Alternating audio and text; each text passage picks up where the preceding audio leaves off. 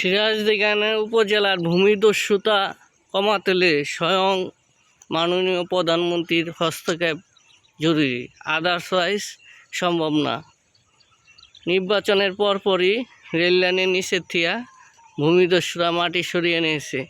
বিগত দিনের এমপিও পারে নাই। এখানে এই ভূমিদস্যুদের শিকড় অত্যন্ত শক্তিশালী। আর যে উদ্দেশ্যে সনাতনরা সিরাজদিগানে ভোট দিয়েছে, যদি এমন করে মাটির আধারে মাটি কেটে নেয় এবং ভবিষ্যতে যাতে হিন্দুরা ভয় না পায়, তাই পদক্ষেপ নেওয়া উচিত।